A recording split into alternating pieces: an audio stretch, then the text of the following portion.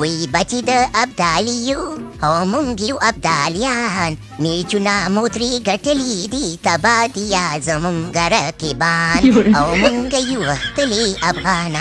افغانان زنده‌باد افغانستان زنده‌باد او د چا د کسته زنده‌باد او ټاکه یاره مشره محمد نبی مستر پرزیدنټه ماشاءالله ځوانان خو به داسې په ټاپو کې روان دي لکه د ما ماشاءالله پې وایه نن د خیر زر چمپین شوي دي د ایشا کپ ایمرجن کپ یې ګټلی دی د شا د کسته یې ګټلی دی ونبي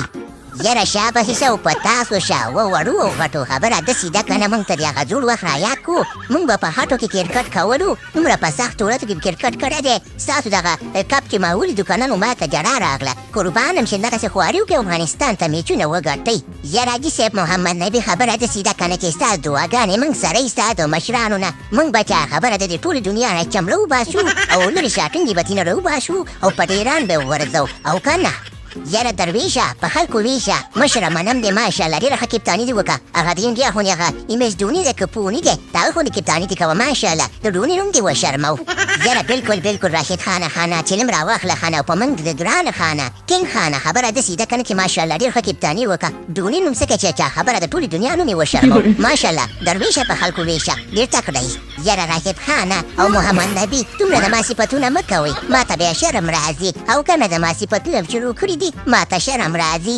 او کریم جنته ماشاءالله د مشرتوبه خپل دغه دې چا خبره ادا کړې دی ښه چې دا واړه دې ځان سره بولي دي او غټ کپ دې پې ګټلی دی الله پاک دې کریم جنته جنتي کړه زړه زمونږه ته وایي امینه مننه راشد خانه بس دا خو ستا دعاګانې دي خبره داسې ده که نه مې چې دا کور کې دا واړه زاړه ناست وو پوه شي نو مې لا دې د خیر سره سیسي والا ټورنمنټ وخت کړی دی او ټول مې ځان سره بوتلو او هغه د کپ مې پرې وګټلو په پاو کې مې پې کپ وګټو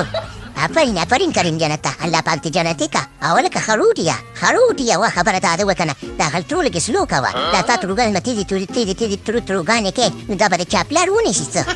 یاره محمد نبي لالا نو څه وکړمه خبره داسې ده که نه چې زما ترو تیزه ده چې خلک یې اوس نه شي نیولی نو زه پکې څه وکړمه دا به د چلو چې زمونږ ګاونډیان ول هغې نه به سپي راوښته زمونږ کره نو ما به په تیږو ویشتل او ښه مضبوط به مې ویشتل نو د هغې به وجه ته ما اوس چې دی لاس کې ډېر جوړ دی خو خلک یې نه شي نیولی زه اوس په دې کې زما غلطي نه ده که نه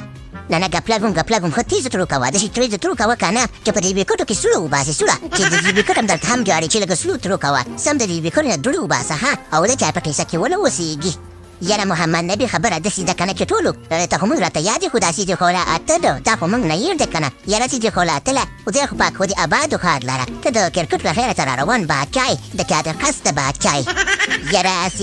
صدیقه و که نه تا نه مې جارو قربان کېدي وړوکی ماشوم دی ماشاءالله ښایسته ځواني م لري نږدې را سره نه چې کلکه موچ مې درنه اخیستې وله ماشاءالله ډېره ښه لوبه دې وکړه خو دا راته چې دا څه دې خوړلي چې دغسې لوبې کې یاره نبي لالا خبره داسې ده که نه چې اول خو را سره زما د مور دعا و د مور په دعا سره مې دا میچونه داسې وګټل او 50 به پکې ووالې خو خبره داسې ده که نه چې خوړلي مې دا و چې د ننګرهار نارنجان مې خوړلي ول او د کندهار انار مې خوړلي او د کابل مڼې مې خوړلي ورپسې ورغلی وم د کپ پسې او قسم مې ورته کړی و چې په دې کې به د خیره سره 50 وهم او کپ په ګران افغانستان ته راوړم